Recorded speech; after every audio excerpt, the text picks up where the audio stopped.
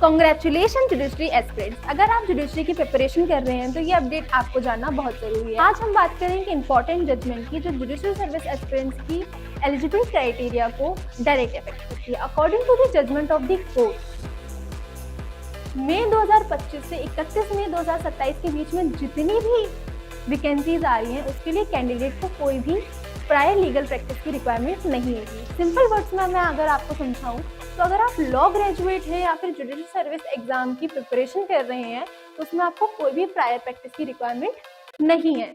लेकिन यहाँ पे एक इम्पॉर्टेंट पॉइंट आपको याद रखना है कि आपको 2 इयर्स की ट्रेनिंग पीरियड लेना पड़ेगा आफ्टर द सिलेक्शन, जो कि होगा 1 ईयर की आपकी 1 ईयर की ट्रेनिंग होगी आपकी स्टेट जुडिशल एकेडमी में और 1 ईयर की आपकी क्लर्कशिप होगी डिस्ट्रिक्ट कोर्ट में और हाई कोर्ट में।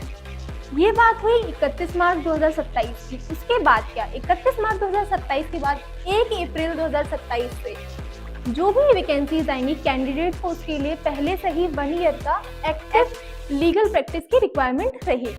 उसके बाद जब उसका सिलेक्शन हो जाएगा तो फिर से 2 ईयर की ट्रेनिंग पीरियड रहेगा जिसमें आपका 1 ईयर आपको स्टेट जुडिशल एकेडमी में आपको प्रैक्टिस करनी पड़ेगी, 1 ईयर की क्लर्कशिप होगी डिस्ट्रिक्ट कोर्ट में और हाई कोर्ट में। तो आपका जो 3 ईयर रूल है वो हटा नहीं है, सिर्फ अपडेट हुआ है, मॉडिफाई हुआ है। सो जुडिशरी एस्पिरेंट्स प्रिपरेशन के साथ साथ एलिजिबिलिटी क्राइटेरिया को भी ट्रैक करें।